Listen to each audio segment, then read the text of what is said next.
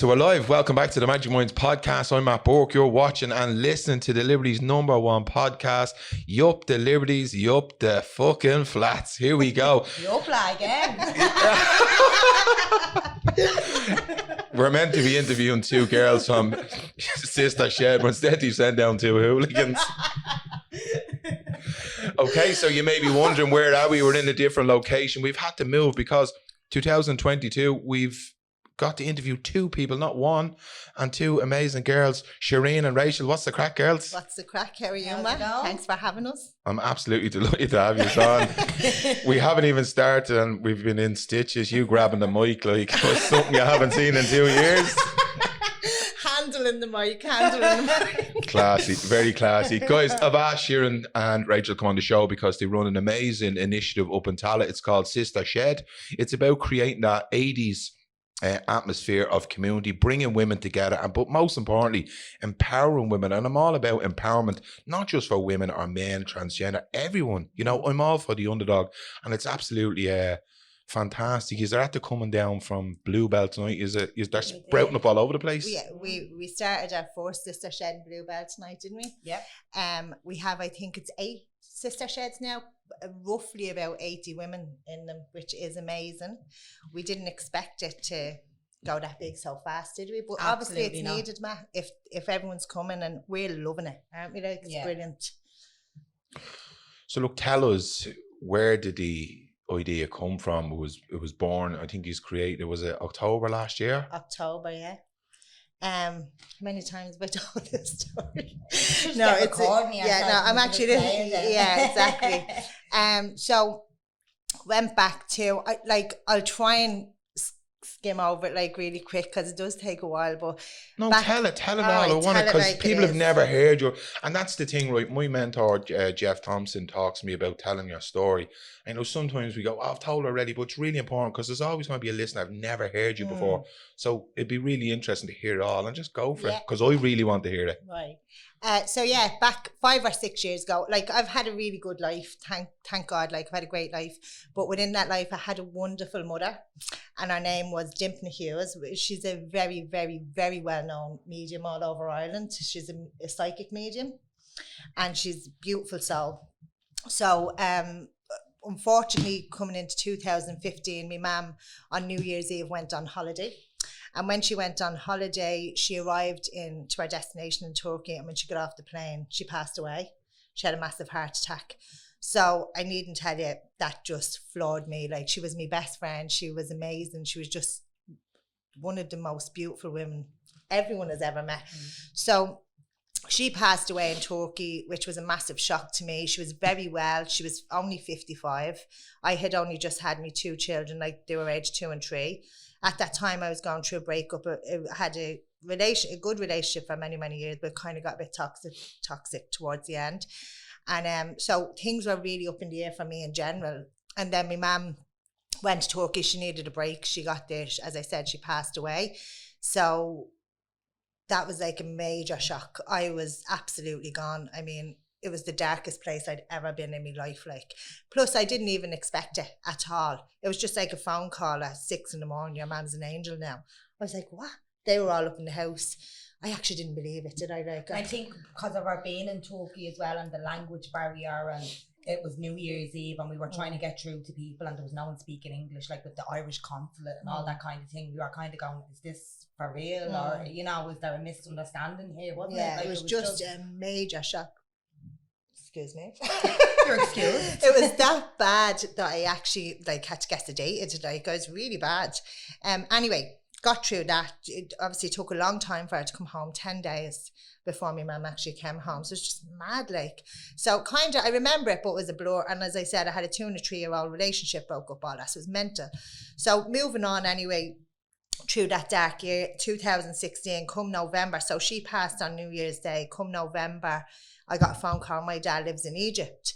So I got a phone call, very well. He was very well, 60 years of age, not a bother on him. And same thing, they rang and said, Shireen, you have to get to Egypt. Your dad's on a life support machine, he's not going to make it. So I was like, you must be joking. I was like, can't. That's just not real. I wasn't even through the grief of, well, not that you'd ever be through the grief, but I wasn't even handling the situation that my ma was gone. So That was grand. Got to Egypt, said goodbye to him, came home, life an absolute mess. Like, definitely the darkest place I've ever been in my life. So the doctor, as you know, they start to give you antidepressants and all this stuff, just telling you to mask it all up, like, you know. So, and I'm doing it because I'm in so much pain, like it was too raw, like I couldn't even deal with it. So next of all, I was pottering through, like I got through the Christmas or whatever. And I had to remember who I was, like, and who my ma was and everything she taught me. I'm a real believer of life after death and stuff. So I was like, no, my ma's still here, like she has to be, and I'm just masking this pain. So I thought, right, come off them antidepressants and just go raw. And I swear, you know, like Michael Jackson, every time I look at it, you know, in the video where he holds the white short and he's like, ah. It's like literally fucking ripped with rawness. Like, so I came off the antidepressants. I just went through it. And I started to think like, I'll do holistics, I'll meditate, I'll get some Reiki in. I know my ma's here. And the worst part, we were only saying tonight in Bluebell, the best part is she kept, well, I say coming to me in my dreams, but she was always in my dreams every night, like she's in my dreams. And I was believing like that's her, because I believed that, like, you know, but I'd wake up and she wasn't there. So it just kept like coming back. The pain was unbelievable, like for so long. So we're getting through. So I started holistically working on myself. I had a great family, Matt. I really do. I have a brilliant family, and all my friends are lifelong friends. Nicola, like they're our friends since we were 15, and we're a real solid group. Like people do even say to us, don't they? You just couldn't be that solid. We actually are, like, I think, literally love each other, like never separated, like, you know. So they were all there, and they couldn't have been better to me. Rachel couldn't have been better to me. She's my cousin. She's like my sister. I have a sister at home also, and she's also like our sister. So I had all that going on. Started to go through it anyway. Eventually, I started to feel kind of okay. I wouldn't say, I think you kind of have to regrow. Do you know, like where you have to regrow in someone new? Like, I mean, my ma done everything for me. Like, you know, even I had 2 young kids. I didn't even know how to rear them kids, you know, because I'd never done that before. None of us did. None of my family had kids.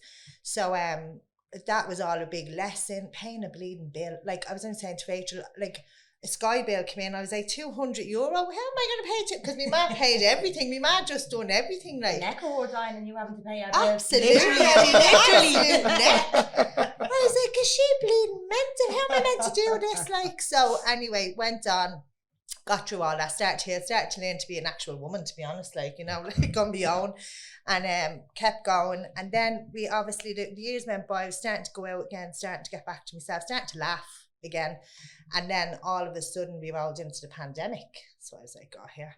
So again, everyone's ripped away, and, you know, I was actually feeling well, but like all of us, I think the pandemic really messed with us mentally. Like, you know, I was afraid of the vaccine. I was afraid not to get the vaccine. I was no one around. It was just a whole other ball game, like, you know. So coming up to, but I was still good in myself, because I was after working on like spiritually, like meditate and, you know, just starting to love myself again. Like, even like, I think when I was in such a low place when my ma passed, when you have 2 kids and stuff and you're trying to manage the whole lot, like, you know, I think I was even, I don't even know why, but I was probably even ashamed going through them years thinking, did I do something wrong? And, you know, like just mad stuff, mad confusion. Say that again. Did you do something wrong with your mom? Or No, you know, like when you're in grief, so you're not fully present. Okay. And I have 2 children. Okay. And did I give them everything they needed in that so period? You're a question. Yeah, as a parent. Yeah. But I would be saying, if I was asking that now, I'm sure you're okay with that. I'm sure you've done your best. I did. Yeah. That's what this, it's not about being a perfect parent. It's about doing your best. Perfect. Oh, yeah, no, absolutely. I done my best, and I done everything I could. And even getting well and trying to get well was all for them. So I knew I was doing my best. But the reason why even then we came up with Sister Sheds, when we went into the pandemic, I was saying to my cousin, like, me and her were talking on the phone one night, and she was just like, you know, I've come so far and stuff. And I was like, yeah. I was like, do you know what, Rach? I said, can't help but think the amount of women out there that are in pain. Do you know, like, imagine like not being able to come and talk to people, going through grief, feeling pain, going through breakups, losing children, suicide, everything. Life can be amazing. I've been all over the world. I've travelled everywhere before all of this. I've had a fantastic life, and I'm very grateful for that. but life can change in 2 seconds, literally, like your life can just change. And I was saying to Rachel, can you imagine the amount of women out there that don't actually, I had friends, I was lucky, even though I had friends, I was still lonely because I was going through that pain. Of course. But then there's some people that actually don't have friendships, they're in new estates, they're, you know, just might not be in a community, they might be sad, they might be grieving. They've no way to talk. Do you know, I was like, wouldn't it be great if we just start getting a bit of community? Because community is everything. When you have a good community, like, you have a good community, like, you know, I have great neighbours. But at the same time, not everyone does. And I said, wouldn't it be lovely to bring women in again that like want to talk about, this is my situation, and then you'll find someone else saying, no way, that happened to me, like I can identify with that, and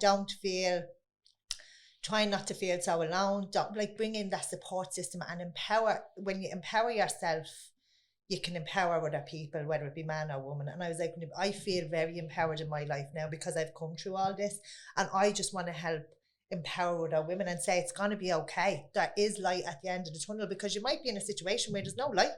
You're just like, I'm not going to get out of this pain. Like, this is my life. So I was like, but seeing that light can come back and seeing it can have fun again and enjoy our children and enjoy our life. And I used to just say to myself, you know, your ma passed away, your dad passed away, but you didn't. So you either act like you did pass away or you live. So I chose to live. It was kind of a sink or swim, isn't that it? Yeah. So Rachel, who we were talking about, and she was like, you know what, you're right, like, people just need that space. I think when she kind of brought it up, I was referring even to my uncle, because I'm from Finglas, and going back to the communities in the 80s.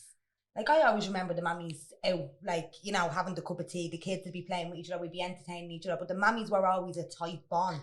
I mean, I'm living in my house 32 years. I couldn't tell you who's living across the road from me.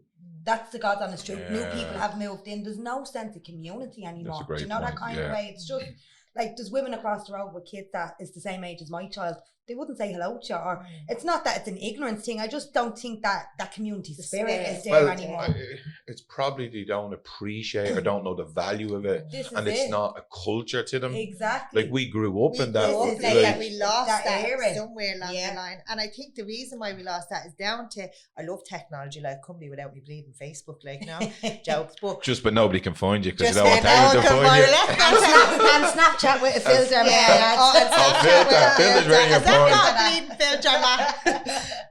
Andrew. So yeah, I think with technology and cocoon and just relying on your phones and stuff, of course we lost that sense of community. Our ma's didn't all have that back in the day. They were all out on the road talking, supporting each other, and that's what we were saying, like, we'd love to do it. So it was just an idea, wasn't it, that blew into something massive. But it's really good because it's obviously needed, and I can honestly say, like, it's just so heartwarming, isn't it, to be around all them women, and they all want the community back as well. Like, I think you made a great point, and I just don't want to forget it. For me, little Dory from Nemo brain does forget it. You said something very quickly there, that, and I think some women and men find it very self-indulgent when they start doing the work on themselves. You said, I'm doing it in service of me kids. You didn't exactly say it, but that's what you were indicating. I'm doing it in service of my family. And people always say, oh, doing work on myself, doing holistic stuff and all. Is that not self-indulgent? No, it's not. It's very, very smart. And it's in service of your family. Because when you start looking through the eyes of compassion for yourself, and you're less critical, less harsh and judgmental to yourself, you're better for your kids, for your community, for your family. You're rearing them that way as well, for them to go and take that on, and you know, and that's what we want.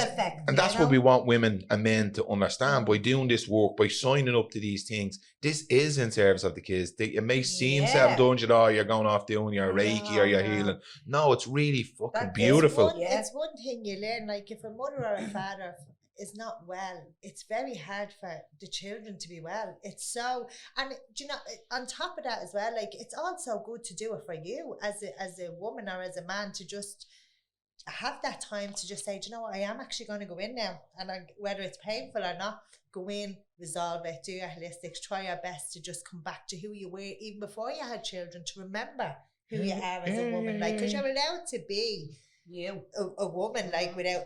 So when we fix ourselves, then our children get fixed, and everyone around us that's even concerned about us, you know, like, they start thinking she's all right now, you know, like, she's doing the work and she's getting better, and that's just relief for everyone.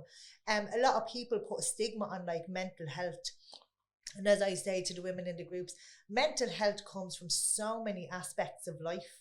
It doesn't mean that, you know, it doesn't mean like if you're in mental health, you need to go and you're going for a straitjacket. Do you know, like it means that I've lost someone and I feel pain. I've gone to finances can cause mental health. Do you know, just so it's not, you shouldn't be afraid to say, do you know, I'm not feeling great at the moment. And it's also brilliant to say, do you know what, I'm actually feeling amazing at the moment. It's because it lifts someone else up, and that's the idea, isn't it? Like just get people to come in, say it. There's no criteria on Sister Shed. You don't have to be sad or lonely. We love the women that come in and say, "Joe, I'm actually grand. It's not a bother." Like lovely to have time for an hour out of the house and meet new people and like-minded people as well. 100%. And here's the thing, just to touch on what you were saying about the mother and the father, and you are still a person. And I've said this to one or two of my mates, and they just thought it was a bit controversial me saying it. And I would say, I don't see myself as a father. I see fathering as a function. I see my job as a function. I see all these things, but it's not who I am. You're not defined. I'm not defined by my father. I'm not defined by my job, my role, my interest. They're all just parts of me. Yeah. But sometimes we get so consumed by, I'm a mother and that's all I am. No, you mother some kids and you do a great job, but you're also a woman that can go back to work. I think that was really, when the pandemic came in, when the world stopped and all that stopped, like the structure of having to go to work, having to be at ball games with your children or whatever it might be, the one person we were sitting with was ourselves. And I remember there was a time in the pandemic where I kind of went, who am I? What am I all about? And, you know, things like that, you know, and that's what's kind of coming up in groups. Women are just like, I just want to find myself again. What does it for me? You know, I don't want to be just mammy, you know. Yeah, you're so much more. That's it. You're so much. It's limitless. And once you know that self-worth. Limitless is a massive word, and it's actually really true. You are limitless. Limitless. Like I'm going through this process at the moment. I was talking to me dad about it. Anything I want to do is just unfolding before me, my eyes, because I'm just saying this is what I'm going to do, and it is limitless. And I'm not. It's not like I'm not putting out there hairy fairy stuff. Literally, just fucking whatever you want to do, just go do it. Yeah, absolutely. If you have the confidence. That's another thing. That's another thing that we really try and empower in the sheds is you have to love yourself. So when I look in the mirror, I was only saying to you, Matt, when we come in here, I'm worried about the camera or whatever. Like, you know, I probably wouldn't be 100% true pandemic. I kind of look different now. That's our excuse, and just stick it to it. Different than I did a year ago. But so I don't look in the mirror and be like, oh, I love myself. And it's okay to do that. It's brilliant to do that.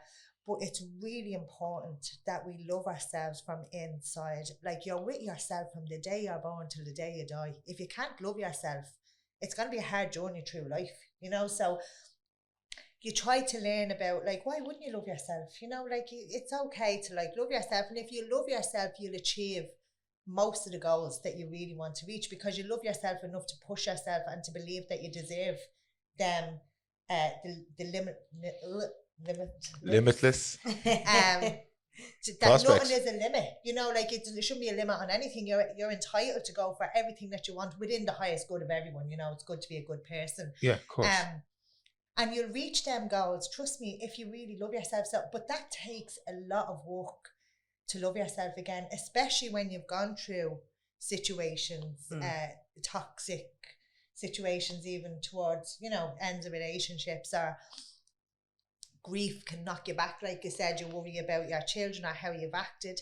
It's really important to start to have self-worth again, love yourself. And when you do love yourself, you'll just achieve. That's just my take on things. Here's the question, and how do they do that? How is a woman, how does she love herself? If you've not been taught those skills and you're struggling, where do you start? What do you think, Rachel? I think now personally, like Shireen says, it's not standing in the mirror being like, I'm absolutely gorgeous, which is okay, which is okay as well. And if you do that, take your hat off to you. But I think it's kind of, I know for me personally, it was when I became a mother, you know, and this is what I kind of say to women in group and stuff like that, because we have a couple of women and they say, we have some women that physically can't even say it. Even if they don't mean it, they can't even say it. And I find that makes me sad. So I'm like, you can't even get the words out, but God loved them, you know. So what I would always say to them is, and I kind of give a little bit on myself, when I became a mother, it was a different ball game. I was like, oh my God, the anxiety crippled me. I was like, it was fear, regrets. And I don't know, I just went on this whole journey myself then. And I was like, you know what? Until I actually realised like fair serves me no purpose, creating my own drama serves me no purpose, and kind of got myself into a meditation, like doing meditation rituals and stuff like that. Abraham Hicks saved my life. That's no word of a lie. Like. Yeah. I literally used to put the earphones in at night time. It was like I'd be brainwashed, and you know, it's all about manifesting your best life, living your best life. You know, what you give out, you'll get back and stuff like that. You know, and it help me when I needed it the most. And then it was like a light bulb moment. I was like, do you know what? If I don't love myself enough to be like, do you know what, Rachel? Like, I'm a hairdresser by trade, and I used to, you know, I'd have people coming to me for years and stuff, and they'd say, do you ever enter them competitions? And I'd say, oh no, it wouldn't be for me because me confidence and stuff like that. And I know I am a good hairdresser and I can, you know, perform and stuff like that. Then I was like, do you know what? It's not. It's just because I was afraid to put myself out there because I didn't value myself. You know, so I think valuing yourself and realizing that and actually establishing it. And I think that's one of the main points where until you actually sit with yourself and say, right, what is the issues here? So Abraham Hicks was definitely a big thing for me. I said to her, Brilliant. That's deadly. That you said there. It's identifying exactly what's going on, because that's like Yeah. you talk about Lexi Timey. You have feelings and emotions, but can't put the name on it. But when you become conscious of, Yeah. that's the block. Yeah, like it's not because I'd compare myself to, like, I work in a smaller salon. I'm not in Peter Marks. I'm not in Tony and Guy. Now I'm just giving you an example because that's my profession, you know. And I'd say, oh Jesus, like, no, they're all upper class and they're this and that, like, and I'm coming from this little salon. Then I was like, do you know what? When I got Abraham Hicks on board me, I was like, do you know what? I'll come from this little salon. I'll rock that, and that's where my confidence started to kind of come back then. And mindset, just getting your mindset. It sounds like you are rewording your brain. Someone talked to me the other day about this, and I said, like, I've been at this process 12 years now, training and retraining my mind. And it becomes then to a point where you have to be terribly honest and you shine a light on it. And then you flip it. Oh, I'm in this little salon. You go, no, I'm in this little salon. I'm going to bust the balls off that. Yeah. It's a whole mind switch, isn't it? And then you're getting, like, you know, I remember there was one point and one of my really close friends said to me, she's like, geez, you're really starting to smell yourself, aren't you? And I was like, yeah, I am starting to smell myself because I'm worth that. And I am worth, you know, going and taking part and winning a competition. I mightn't get a trophy, but it's the taking part. Or, you know, I'm not going to let your woman talk to me like that, because I'd be a real doer and a yes person. And another thing that I had to work on as well was learning to say no. Right, which is something I'm still kind of doing, but learning to say no. And do you know what? If someone is going to ask you something, they have other people in the line as well, and not coming up with these stupid excuses to why no, you can't do that, or you know what? No, sorry, I just can't. I'm sorry. No, you know. So I remember when I started kind of getting my mindset on the thing that I love myself enough not to wear myself out being at people's beck and call. I love myself enough to push myself towards a competition or to, you know. But it wasn't until I became a mother that I was like, I want that child to look up to me, to be like, do you know what? She is an absolute queen. And there was nothing that she said that she wasn't going to do that she didn't at least give a try. She mightn't have got to the very top with it, but she'll try it. So it was, for me, the light bulb moment was when I had my son. And I just said, you know what? I need to be on that pedestal for him, you know, and for myself as well. Because like I said to you earlier on, it's how we reared and it's how we wired our brains. I'll get my son to stand in the mirror and say, you're enough, you're loved, you're worthy. Like, but that's a little ritual I do with my son. Some of my friends absolutely think I'm off the wall, and I'm like, no, it works for me. You know? It works. I just think it's brilliant. And if you want to go place in life, sometimes you have to do things differently than the other people around you.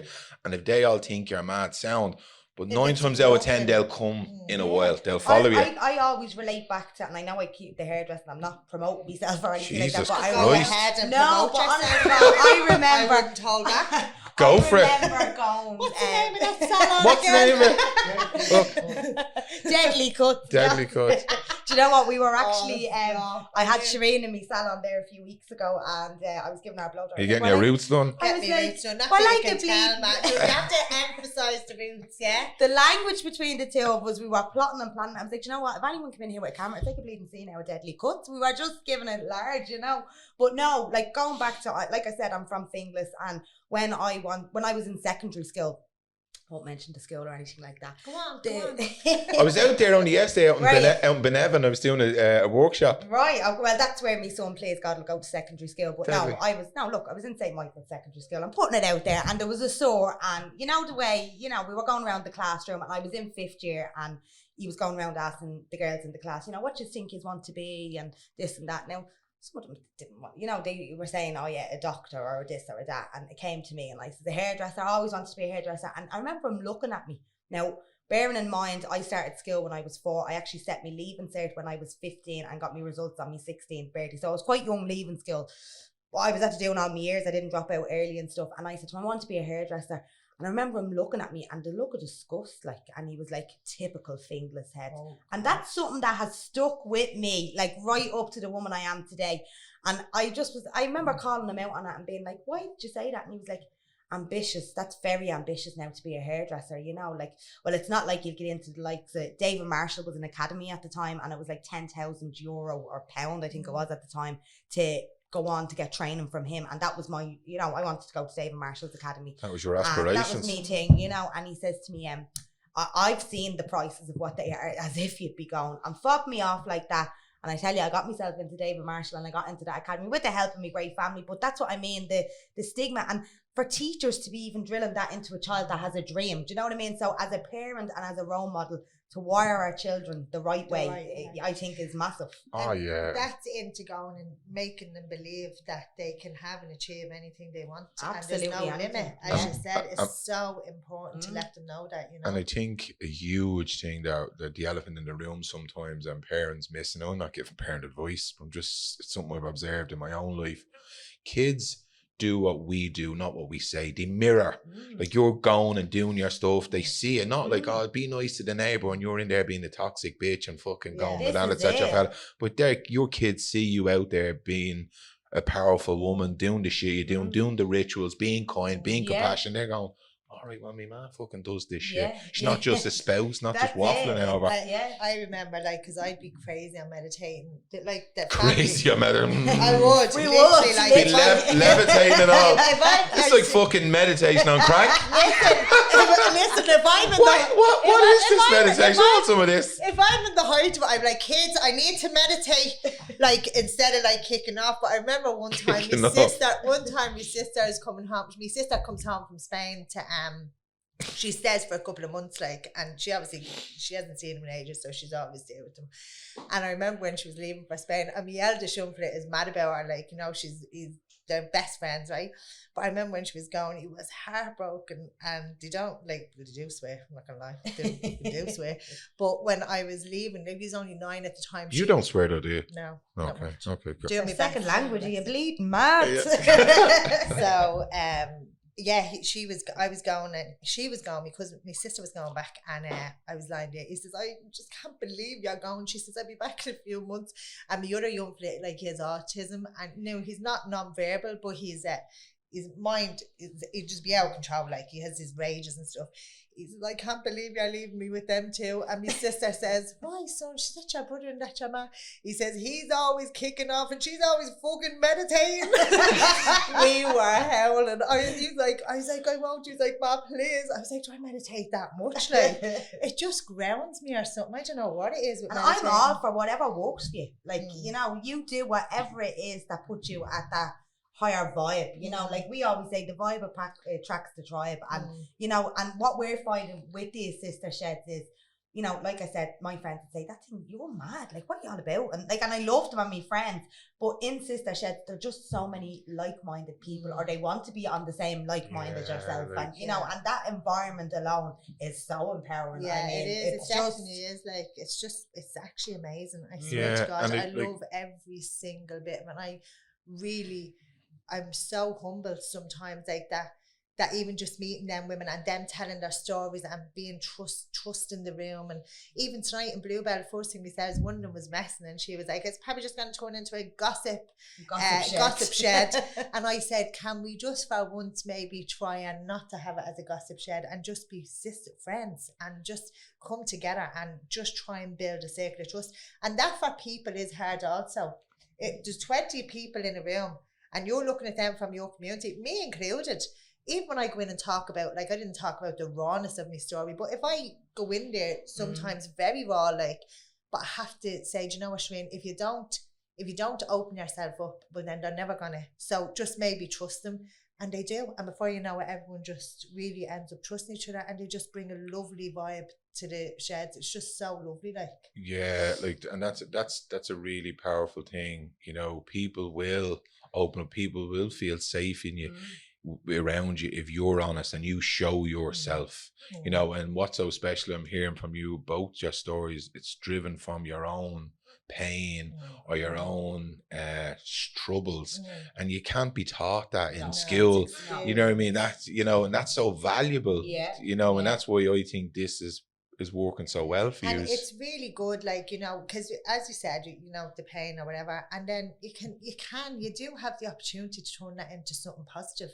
Because now I'm like, you know what, I'll actually accept that I went through all that pain, because if I went through all that pain in order to tell my pain to other people, where they kind of start to deal with their pain, but then I'll accept that I had to go through that. So I believe it or not, it sounds so weird, because I love gratitude lists as well, you know, even write stuff, mad meditator, mad gratitude list as well. Now I've learned that through circles and stuff, in fairness, like I haven't just come up with all that, like my life experience has given me a lot to learn on myself. But I go to like circles and stuff, and we learn about like gratitude and having gratitude for the things you don't even have, and just in hope that they'll come. Do you know that kind of way? Of course. Just being grateful. And that's why even with the walk with Charlie, we were watching the late a couple of weeks ago, and I says to Rachel, I says, he has motor neurons, bless him, and Vicky Phelan has cervical cancer, and they're willing to walk Patrick, which is a 5-hour track, like that's a steep mountain, and maybe we should get on board there and do it together, and we'll support them, and we'll do a little fundraiser for his charities. So she says, yeah. I said, you know what? Let's challenge the women, because it actually challenges us. If we say you can do it, that means we can do it. Do you know, you can't get someone to do something that you won't do yourself. So we're like, right, so we put it up on Facebook. Now we're just going to have the best day on the 2nd of April. We're going to do I'm always getting it wrong, the climb, the Cliffs of Hope. We're going to do that, and it's like 40 women coming, and me and Rachel have spoke to a charity that's going to help us put on a big spread for all the women when they come down off the cliff. And there's 40 women coming on that walk with us, and we got fundraiser cards made, and you know, sponsor cards, and they're all out getting sponsored for their walk, and that's brilliant. It's just giving them a goal. And it's, you know, while we're doing it to support Charlie and his charities, Pieta House and the Motor Neuron Irish Association. It's the women that want to take part in this. Some are women that aren't active in sheds, and I think they want to come along to meet the women and see what it's all about, what the kind of atmosphere is. It's also the women that are active in sheds that are coming along as well. They want to set that goal together as that little unit, as that little sisterhood, and get out there and smash it, basically. Absolutely, you know? brilliant. We were trying to say to the women in the sheds, we've probably even said it on Facebook as well, because it's a really big following there on Facebook. But in the sheds, we're like, do you know what, girls? If we're able-bodied to do that, how about we try and do that now, rather than look at Vicky Field, and she's probably, please God, she'll, you know, be here for as long as she can be. And same with Charlie Bird, they're willing to do it. I'm actually all right to do that walk. Might be a struggle. Might be like, oh God, 16k, like nothing here, we're doing that. I'm sure on the 2nd of April I'll be like, great job, not up to this. So, but at the end of the day, we are able-bodied to do that now. So maybe try and do it now rather than wait till we can't and then we want it. You know, so just living life to the fullest that we can live it, like, and trying to advocate that to everyone else that are in the sheds. But the community behind that is absolutely unbelievable. Yeah, even the thoughts of walking up them cliffs with 40 women out of the sister sheds is huge, like, it's, you know. Brilliant. What I'm loving as well, excuse me, is we go back a little bit about the lady coming and saying, oh, it's going to be a gossip shed. And that's the thing, what happens when people come together. It's easy to talk about other people, because that means you're looking outside. By what I'm hearing from you girls is that the shed is about looking in. That's it. And that's because people think compassion is white and fluffy and doing the work is white and fluffy. It's not. No. The easy option is bitching about him or over there. Instead of addressing your own what's going on. And what you're doing then is you're breaking stereotypes, you're breaking patterns for women. They're creating a new pathway of not coming together and being honest about their feelings and emotions and shit. And I think for us to, because it can be a very open place for, you can be raw in them sheds, like I've seen it. I do always say at the beginning, don't we, listen, we can't control what goes on out here. We're just doing our best to kind of bring us all together. We're loving it. We hope you love it. But we're adults, not only children are bullies. Adults can be sometimes maybe not even realise what they're doing, Not intentionally, but you can be detrimental to certain people's health. You know, like if you talk about someone or you leave someone out, you click, you know. So we'd be saying in the sheds, and everyone agrees. And it's like when we really say this, it's like it's kind of nearly like, that's true. Because I'd be like, do you know what? We're going to be real on here. We're going to like get the trip. We're going to build this community between us. Going to trust each other, support each other, empower each other. But when you leave this room, please remember that, let's say I come up with a story about me that happened to me. You walk out and say it, and either someone comes back to me and says, oh my God, I didn't know this, that, and the other. I might never go back to that shed. I might be at home sobbing. And it's so true. Coco's law is so true. You can actually really push someone over the edge, say, you know, I can't live. I can't believe everyone knows this about me. So it's like when you say to them, if you can handle that on your hands by just for a bit of gossip, well then so be it. That's what you want to do, because we can't control. We just pray that everything is confidential in them sheds. And I have to say, every woman in them sheds is 100%. They're like, no, I agree, it has to be. Which is just building, like you said, just a new way. We're trying to. We can't say but we're trying to. And I think the people you will attract will be your type of people. See, do you know what I mean? And you are, and that's what's so important with you as leaders. Do you know what I mean? Yous are going to demonstrate. Yours not just a spouse. Well, the book says this, and I'm following this program, whatever. I'm not slagging the rap program or whatever. When you follow these programs, you follow a list of things to do. Yeah. You guys are winging it, but you are winging it from your heart. You're winging it from from our experiences. Yeah. What starts to happen is when Shireen opens up and gives her story, and I give a bit of my story and stuff like that. I've no disrespect to counsellors or the clinical approach to counselling and stuff. I have been in that situation, but for me personally, I found it intimidating. I found that I dreaded having to go, and therefore I stopped going. But I suppose Sister Sheds in a way is a form of counselling in It's a like an open clinical. Yeah, it's talk therapy. But it's just, it's talk therapy. There's many forms of therapy. Exactly. Like, that's why sometimes school doesn't work for kids. Kids learn different ways. People express their problems in different ways. They see things different. You know, there's many ways to go about healing. Exactly. And that is a form of talk therapy. It is absolutely talk therapy. And life coaching, I've studied life coaching. I have a diploma in life coaching. So it really is sometimes about sitting in the present and saying, you know, I actually am safe now, you know. And when we're in these groups, it's like, you know what, just be present for you sometimes, and just like be raw with yourself. It, like you said, it can be really painful. It's not always fluffy, but when you go there and you start to like remove them blocks, get the healing going, start to flow. Like, we're only in there since October, and I'm not joking you now. I have seen some transformations in women, and it's not us doing it. It's them doing it. They're doing it. I say that in my groups. When I bring 12 people together, people think it's me. I says, no, we're a chain. Yeah. Without you, this be something else. And without me, this be something else. But together, this is it. It's it. This is it. You've created this. And they're going, no, you are. You're a valuable cog to this experience. Yeah. And you bring so much to the table.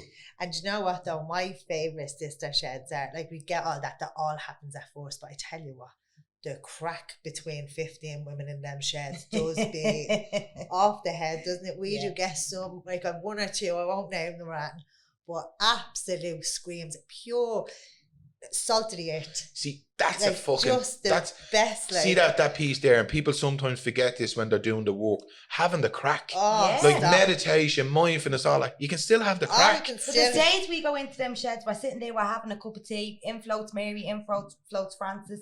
She tells us what happened the weekend, and before we know, we're all on our knees laughing. Yeah, you know what I mean? And that's so important. Yeah, people think it's all about sitting there crying and fucking giving out and man bashing or women bashing. No. It's not. It's all of it. Yeah, it's being fucking human, having the crack, having a cry, that's what we were panicking. Saying last week in one of our sheds. A photographer came in, like, and she rings me, like, literally that morning. There's a photographer. I'm like, oh Jesus Christ. Goes in, our group is there. We're like, girls, listen, the bleeding photographer coming in here. What are we going to do here?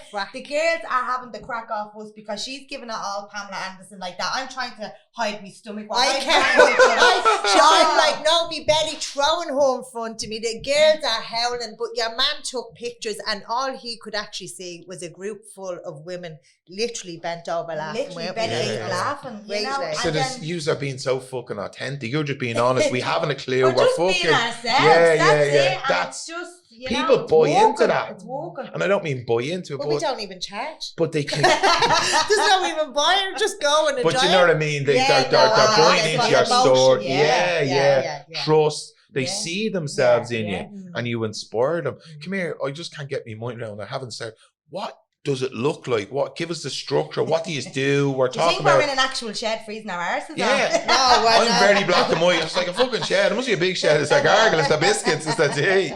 So what is it? When does it be on? What time? What's the setup, the layout? Give us. Well, we've 9 at the moment. 8 or 9. What does one look like? So they're mainly youth centres. If women want to go to it. Yeah, they're youth, like, and the whole thing of sheds is because when I ran with the idea, myself and Shreen was talking and we were like, you know, we like the men's sheds, I suppose, but we won't be there like physically making things around. We'll be there having a cup of tea and a chat.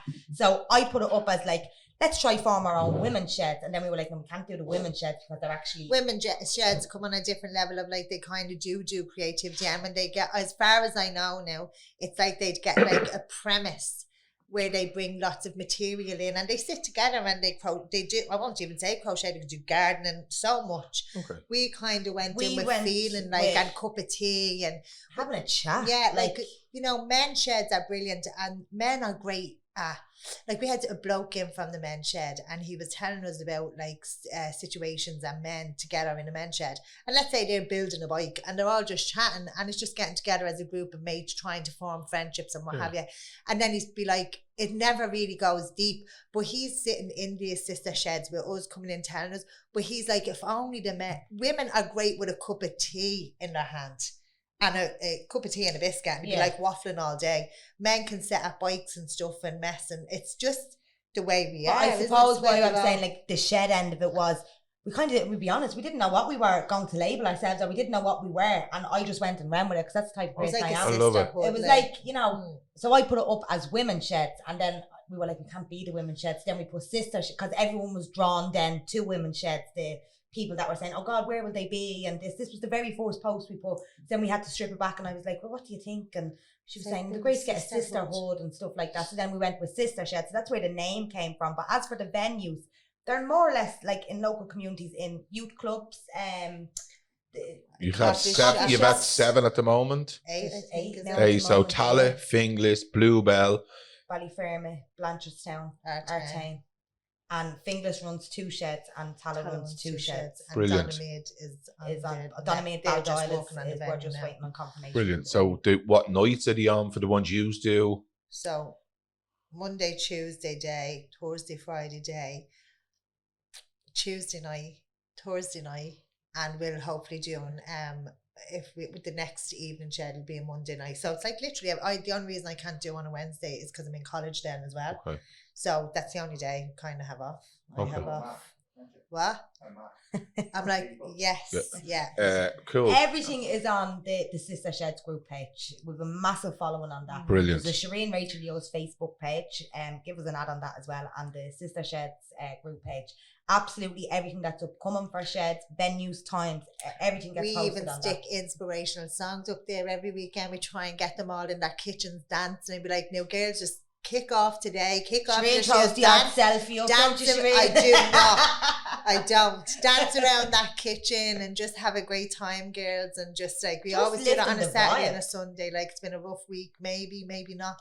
Just have a good day today, like so we'd set in the morning and put on a real high vibe song or something like. And so I was trying to bring positivity. What is the structure of them when you're there? Do you meditate? Do you just chat, or is there a structure? Is there a structure? Or you just we're starting the structure now. But you know what? Like I said to you as well, when we went in doing this, we put our hands up. We did not that we didn't know what we were doing. We knew what we wanted to do, but as for where it was going and what the aim was, we were still a bit pie in the sky about. We thought it was just going to be fingers. So we just thought it was going to be fingers and Tala, and then it was just we were 2 people with 2,000 legs running off us, you know. But so what we do is, as of now, the ones that are up and running since October, they are well established and well familiar with each other.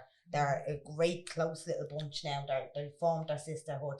And I suppose when myself and Shreen were talking over Christmas, I was saying, do you know what we're all about? That was meant to be. Nothing's coincidence. Everything's meant to be. That comes from the spiritual background and stuff like that. But I said that free flow from October right up to January, I think was needed because it gave them the confidence to form that friendship and be comfortable with another, and the trust and stuff like that. So that's the way a Sister Shed will start. We'll run a free flow for a couple of weeks, come in, have a chat. What we're finding is women in group might be Reiki healers, they might do meditation, they'll volunteer themselves. Shireen does great meditations, you know, whatever topic we want to go on, self-love, self-care, belief, confidence, whatever. It's like asking them, like, you know, It's not our shed. Yeah, like, we great. ask them. what do you want? Like, what do you want from it? What do you want? No, like, What do you need? What? Fucking Rita Franklin over here. R-E-S-P-C-T.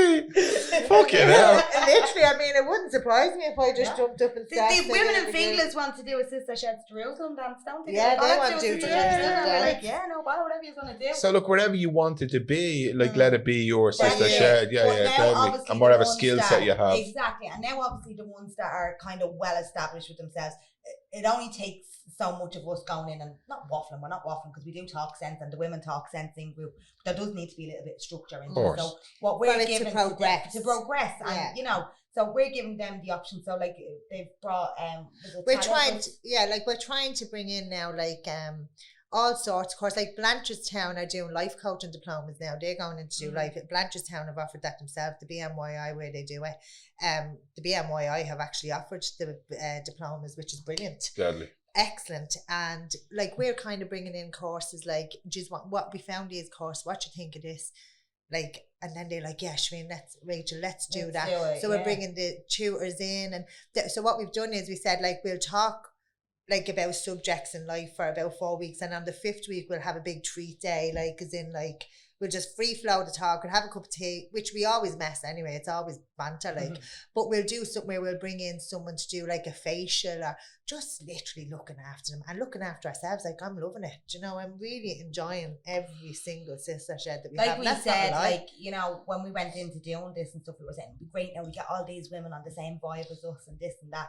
And I only said to her like a couple of weeks in, I was like, do you know what? I think they're equally doing for us what we're doing for them. You know, and that's amazing. You know. Here's my question to you: you girls are super inspirational. You're inspiring me as to see, and I think you're phenomenal. Your attitude is deadly. I love it. Honestly, I'm not blowing smoke your hole. Who inspire you? What women are inspiration? My mom. Your mom. Yeah. Yeah, definitely. Why your ma? What's the inspiration behind that? Little Maisie. Oh geez, she's Andy's ma's amazing. Are they legends? They're legends. What makes her? What makes, like, you come from a working class area? What is so special about the likes of Maisie? I tell you what's so special about Maisie. Maisie, because everyone has a Maisie. Yeah, Maisie had, you know, she'd a great mother, but she hadn't got such a great father. You know, my mother has siblings, there's 6 of them all together, and the father walked out. And the mother, you know, took her own little breakdown and stuff like that. And back then, mental health yet again. My mother was, and our siblings were taken into care homes, and the rest, I won't even get into that. But, you know, when sometimes I do look at my mum and my heart absolutely breaks for what she went through, but then I'm so full of pride to the woman that she is and how she is. My mum wasn't able to read and write. You know, just an awful lot of things. She was she's great crack. She's great crack. Like, she wasn't able to read and write. Ended up retiring as a family support worker in the HSC. Pushed herself. Made adaptations around her challenges, should I say? They're not disabilities or anything. They were her challenges. Like, used dictaphones to do her reports and for the HSE and stuff like that. But, you know, she'd always teach us values, like Shireen's mum, Shireen's mother and my mother, the two of them together foster were like, care too, just they're such, like, you know, and then my mum would have her mum took my mum in. It's just crazy. It's crazy, like, you know, but it's we are blood related. It's not that my dad was Shireen's mum's brother. His mother, which was Shireen's granny, my granny passed away quite young as well, and my mum ended up caring for Shireen's mother. So I suppose when Shireen's mum passed away, we were inundated with bouquets of flowers at the house. Everybody thought that Dipna was my mum's sister, but she wasn't. She was her sister-in-law. Now, she'd absolutely haunt me if she'd be like, she's my sister. That's how close they were. But why my mother literally, like, wouldn't you? You'd sit there and you'd just say, like, Jesus Christ, like, she's just come through so much, but she's the pillar for everybody, like Shireen's mum was. But you know what? When I looked at her and she got that job in the HSE, and like, that was a title for her, you know, for she never thought she'd be able to achieve that. And I said, and she used to say to me, she'd always say to me, you know, you can get whatever you set your mind to. Just set them goals high and jump for them, you know. So she's massive, and she's a big influence on all of us, isn't she? Like, she came to the first shed and she's making still the there. making the tea for everybody, and now Yeah. she's an active member. She's like, I wouldn't miss my shed, wouldn't miss it, you know. And So just see the way you're running with the baton here.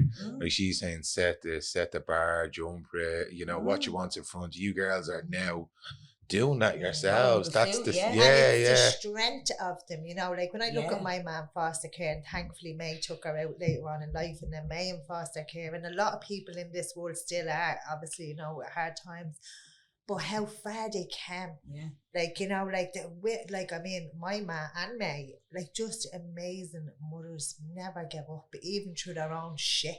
They just kept going and kept providing and kept loving. And I think that's what inspires us to just keep loving. Do It's you know just, what I mean? it's like you were born with a certain amount of resilience, but it's experience, the environment, our DNA that teaches us resilience. Like that's how we you grow never it. get taught that in a classroom. I don't care. Like you know, you said a magnificent thing there, and I this is the way I reframe pain. Like, I had an awful year last year, going through panic attacks and wanting to take my life again. But I said that was like going through college again. It taught me. I was given that as a gift, and it's about turning your pain into your Power. yeah. Like I say, I turned my poison into my potion. Yeah. And it's about using your past, Absolutely. like you're doing, like you're doing, Yeah. like even the history of your ma's. Yeah. You're going, well, fucking they did it. We'll go and do our own shit. Yeah, and you know, it's so beautiful, and this not like, I'm not joking, like, I'm not perfect by any stretch No, of the imagination. I would have and thought you know were. it- Well, to a degree. To a No, I'm not joking. Like, I mean, I think when we love so much and we accept and we empower ourselves and stuff, it's so rewarding when other people around you start to see that and feel that. It's actually rewarding for me. Like, so when I think from our ma's, it was rewarding for them, because my ma knew the whole of Ireland. Like, you know, I mean, I have to say it. I'm gonna have to say it. Her funeral Say was it. like a bleeding queen's wedding. She, like, Christy Dignam even came and played for me, and he's another amazing man. Like, Do you know him? I do. Can we get him on the podcast? I'll have a word. with Christy. Christy, Christy, are you come on the listening? podcast. Christy, I'd come love on. to. I'd love to But get he Christy actually, Dignam my on. ma was, We'll have awards. she knew him, and they were good, And and help them and helped him Yeah. and stuff. And he came and he actually sang at my ma's funeral. Deadly. And that for me was just like, me mates were laughing. They were like, now here, if Christy Dignam is coming to your ma's funeral, you better get Ed Sheeran for my ma's funeral. we actually have a cousin, and I suppose because you'd have known Christy and you know his wife and his daughter and stuff, and Not as well same- as you would. Yeah, well, you know, I'd know Your Kira ma and would've. stuff like that. So when I see Christy, it wouldn't be a whole like, oh, starstruck Christy, you know, he's amazing. I love him. I go to his gigs and He's stuff such like that. a lovely But person. he was actually quite ill when he came to sing at Dimpney's funeral. But one of the things he said on the phone was, he was like, whether I sing one song or I sing 10 songs, I'll be there and I'll sing for her, because she has helped me massively when I needed it. So we were like, fair play to you, Christy, you know. So in he came, and God love him, he really wasn't well at all. And I was like, God, we'll probably get one song or whatever. But one of our cousins was there and he was like hyperventilating. Oh, Jesus, Christy Dignam, Christy, how did you get that? How did you? And I was like, Christy Dignam, will you let me? What? Like, oh my God, can I get an autograph? Can I get an autograph? But I was like, do you know what? Like, it will go down It in was so history. Like, special you know. for me, and it just really did show me how wonderful that woman And how was, many like, lives you she know. touched, and how many people she helped. Because, Yeah. like, still to this day, if we're out, like, I get, you relate to Dimpney House, we relate to Dimpney House. Are you like her? Are you know, you're like, no, I was related. I have that privilege, but we're not. Do you think people are going to say that to your kids then when you Oh, I I'd In years love to them come. to. I don't know. yeah, like it's very, very special. You're carrying the baton. I think, you know, you've had great teachers. You know, Payne was your teacher, losing your mom was a teacher. She was such a gift to you. Your mom, Maisie. It's fucking Unbelievable. It's a it's journey. and it's Life is a about what journey. we said. It's about reframing the pain and seeing it for being a gift. That's it. Everything is a gift. It's just Yeah. how we look at it. Yeah. Exactly. Look what they left you. I know there's a loss there, but there's also a fucking gain. It's quite Oh, paradoxical. stop. Yeah, Yeah. absolutely, 100%. And you know, I think even myself and Shireen as two individuals, like, are you we know, actually individual? sometimes I wonder, because I can't get rid of her. I'm joking, but you know, we're human as well. We have our bloody shitty days, or we have our rants and whatever, but we do it with each other. And I remember even saying to her, even before Sister Sheds, no, you make me feel so much better. Like, you ground me and you talk to me. And she's like, well, I can say the same for you. And, you know, so I'd be like, I hope the way she makes me feel or the way I make her feel, that we're bringing that to the women. But you know what? Like, I'm not blowing smoke up my own I told backside. you, keep blowing it up. Keep blowing But it it up. is. Choo choo. It It's is. okay. To get people to say, like, do you know what? I think he's absolutely great. Like, he's were fearless. She's had that idea. He's ran with it. I'm like, yeah, we did. I just love that they're coming and they're staying. Yeah. Like, we haven't lost, thank God. Not like, look at me as if like we haven't lost one woman. But who's blowing the smoke Fucking hell. now? Fucking David Hasselhoff. I've saved them all. No one dies on my watch. Between a mix up between Aretha Franklin and fucking David Hasselhoff or whatever. Fucking hell. We have yeah, like, it's great, and we know it's doing something for them because we haven't thankfully lost one woman in them sheds since October. Every single week they're continuously there, like, just growing real friendships out. And another thing we've done is we've set up, Messenger, so we put them all in groups. So when we're not there, because like a group is only once a week, so they actually go and meet each other outside of the sheds. Brilliant. And they go for That's cups of deadly. tea. And that's important, And we're watching in the messenger. I'm like, they think this group are out today. I was actually in Fingers Stalker. Village. I was in Fingers Village. I'd be like, they didn't even invite us I though. was, over the Christmas, I was in Finglas Village, and it's just a little tiny, like, there's not much happening in it. But there's a Costa, and I was like, oh my God, there's 3 girls out of Finglas group. I came up, I was like, what are you doing? And I was like, you didn't even invite me. And all they were like, no, literally, I'm at the meeting her down at the credit union, and she was in Costa, so we're just having a coffee. I was like, Great. it's brilliant. It's just like, do you know what? Like, it's amazing. Has it given yous, I know yous are confident, but even doing this, has it grown your confidence more? Actually, you know what? Outside this, I can now achieve even more, because I'm always saying about transferable skills to people. I say, if you can do this here, like these women, you can do it in a company, you can do it anywhere. Yeah. Has that been that for you, that you are like, wow, it's up another level? Yeah, I think definitely even myself, like, Shireen would be like, she'd be, the way she comes across is absolutely amazing. Her energy is amazing. She reminds me so much of her mother. Like, didn't we used to only have to walk in the room would light up. She wouldn't even have to say Do you hear anything. that? I just have to walk in the room. But that's, she brings the same energy as our mother. So even when I was going alongside her, I was like, I'll just make the tea. Like, I'm just there to support you and stuff. But even how much I have grown since October in myself, like, we both... I'd be lost without it. But like, it is, it's personal, it does. You kind of say to yourself, you learn something new every day. Like, and you've grown. I've grown. Not in height now. You've grown. Well, I'm just delighted that you let us two speak in this interview, because you're just a star. I find it hard. What's your stage name again? Siobhan. Oh, It's a joke. That's actually a private joke, cause that wasn't for a bleeding podcast. Andy, edit that out, will you please? Yes, definitely. It's like that connection thing when you meet someone that matches your skills and enhances. And that's the same with us. Yeah, me same and Andy. Like fucking, he does all the techie kind of stuff, and I just sit there waffling. You just talk, but it's still a good match. It has to be like, and even with me and we're both growing. Real, Who's the sane one out of the two of you? Don't say. I don't think any of us are saying it. No, but usually, like she's mad. Do you know what? Shireen, it'd be like Shireen. I'm so proactive. I just want to keep getting stuff done. It has to be done. What about this? What about that? We're getting a show. And I'm like, no, look, Shireen, breathe. Look, we get through this one first. She's the real. You're sensible one, are you? I'm not the sensible. I think I'm more laid back. Yeah. I'd be a bit more laid back, like. I'd be definitely more. She'd be worried, and a worrier as well. Like, do you think that shed was all right, or do you think not? Do you think that shed was all right? Because I have to, and I am going to blow smoke. Our sheds are amazing, and they've all been amazing. But I mean, it's honest. No, it is. Like, she's the one that blows smoke up her asses anyway. That's not me. But you'd worry, wouldn't you? Like, she'd worry. I'd worry about even people in them. Like, I hope she's all right. Like, yeah, no, but I mean, if you said something like, should I have said that, or and I'd be like. No, relax. Like, it was that. Because I'd be like, I hope that, like, I did, because I am raw. Like, I can't help being my authentic self when I'm in there, and it just comes out. Do you know that way? And then I'd be like, hope it didn't go too far. Sorry, what if we make the headlines next week? So it's definitely helped me grow a lot, and I definitely know Rachel has grown a lot because I see her, like, so. It's fucking fantastic. You girls are awesome. Come here, we're coming up to be nearly an hour. I can't believe that we're here an hour already. It's that to just fucking zipping, boy. What is the one thing you'd like people to take away after listening to this interview? I will start with you first. You So we're wanna? not bleeding crazy. Like, I mean, I don't know how this is going to look. No, just taking away from this that, like, we're just so proud of ourselves. And we're all so proud of absolutely thrilled to have met every single woman that we've met. We do hope that it consistently grows throughout the country. I hope to meet so many women. And like Rachel always says, life is a journey. And sometimes about the people you meet on them journeys that make that journey even better. And that's what's happening for us right now in the Sister Sheds. So, I mean, I don't really know where it's going or what's happening. All I'm saying is I'm loving every bit of it. And I have so much gratitude for everyone that comes and meets us and gets involved. And yeah. Deadly. Yeah. What about you?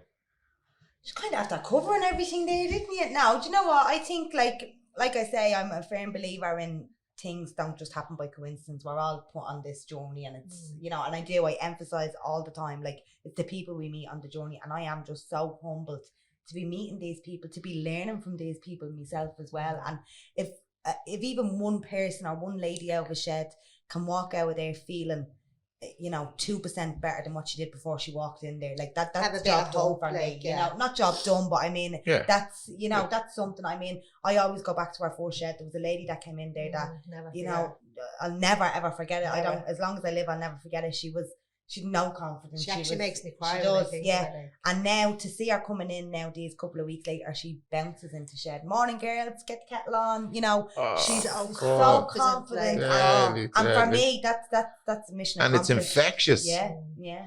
She came last week when we had our double shed, because we had the older shed, as we said, the newspaper come in, so the original shed didn't really get a sister shed. So the new group that started on Fingers, we let the older shed stay in. We were like, just get to know each other, you know. So they came in, but she stood up, and she wouldn't have done that back in October. No way. But she stood up and said, I just literally wait for Friday, like, I love coming in here. And I was sobbing. I was like, just looking at her like that had me heartbroken.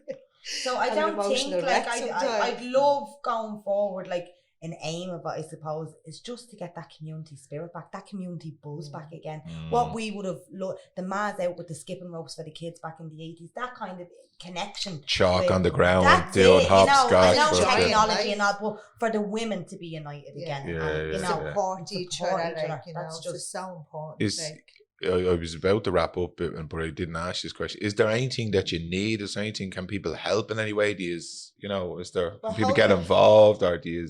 we've had, so there's kind of a, like, there's a couple of people up in Tallinn now, boxing club, that want to do a fundraiser for us, and that's for the women in the sister shed. So there's certain course that we hope to do down the line, and some women like myself wouldn't be financially able to even do them. And obviously because we don't charge in sheds or anything like that, you know, because luckily enough we get them off the rooms for free, which is great. But going Brilliant. forward, like, the big thing about us is, like, excluding people. I don't like to feel that someone will ever be excluded, especially when we build a sisterhood. And the reason why we come up with the name Sister is because I would do anything for my sister. I'd do anything for her. I'd support her till the day is grey, and I do that for my own sister. So it's like building these women together to say, look, you know, not to obviously like look at them like your sister, but build that connection that's so important. So let's say some people in the sister sheds can afford to do a course that we recommend, or that they all want to do and the others can't.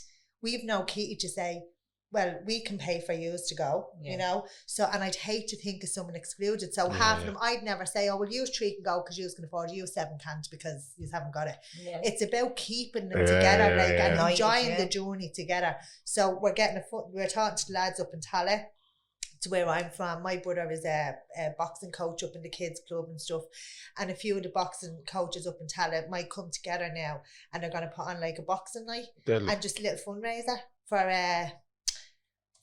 Just for the fundraise kitty for the kind women, for yeah, the of kitty, course, like, that you just- know, Or just like resources that, there's to- a couple of women that want, you know, head massages in, like, want to de-stress and that stuff. we can like, just book someone and that say, we're not right, we being have like, it right, there. look, we have to do this and we have to do that we can just ring up and say, yeah, look, can we have a couple of lads in or whatever it is, and have the money there to be able to say what. In the meantime, we will continue to speak to funders and counsellors and just ask them for them kind of keys for the women. But while that's all on the back burner, because we haven't, like, we're just in the process of trying to even register. As I said, we didn't even know it was going to go like this. We didn't know that we were going to need all this. So What? Just went up, thank God. So it's about working that, and again, just keeping them all together and not excluding anyone, and just building them all to stay together and be friends. Deadly, absolutely brilliant. Look, as I said to you already, I'm really inspired by his, probably because people say to me all the time when I run things, you're so real, yous are so fucking real. Like, you talk about the raw as comfortable as you talk about having the crack. Yeah. And and I talk about holding the light in the dark in both hands with equal measure. And you do that. And it's very authentic. It's very fucking beautiful. And I'm so honoured to be sitting here, which is, he's a deadly, he's a fucking, what an absolute fucking belter of an interview. He's like, I mean, these are so, like, you can't buy that authenticity. It's fucking deadly. And like, women see that, you know, and it's brilliant. Like, not just for men as well. I'm delighted. Thanks for giving us the opportunity. And again, just thanks to every single person out there that has supported us from day one, including the women in the sister sheds. They're as important as we are. Because there's no sister shed without sisters. Them. Yeah. I just couldn't believe your guest list demands. I can't believe that you wanted all that stuff before the interview. But we got it for you.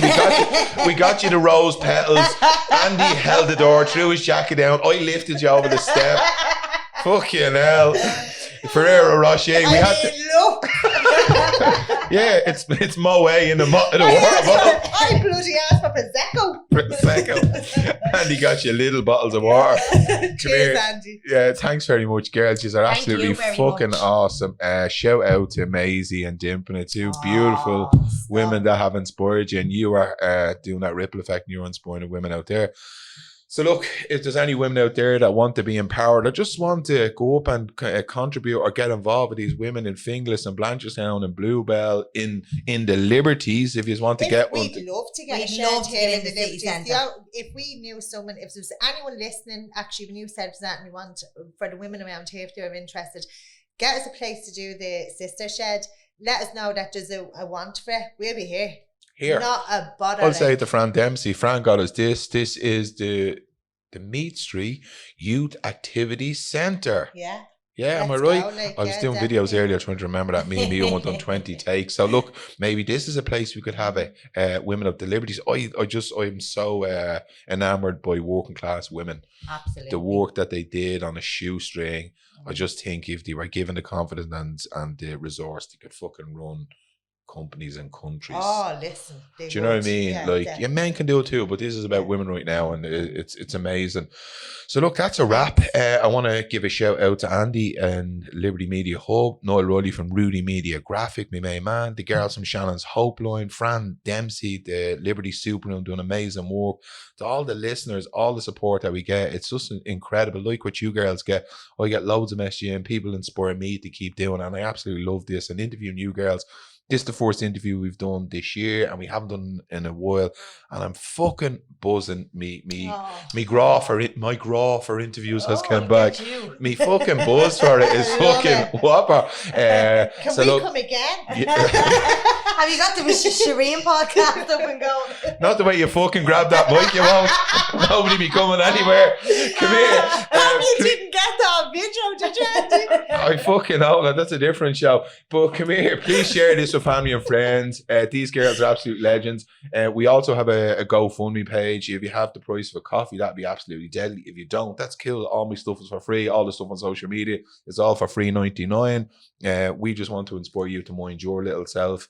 And that's a wrap. Mind your little self. And girls, well done. You up the sister sheds. You up the fucking Liberties.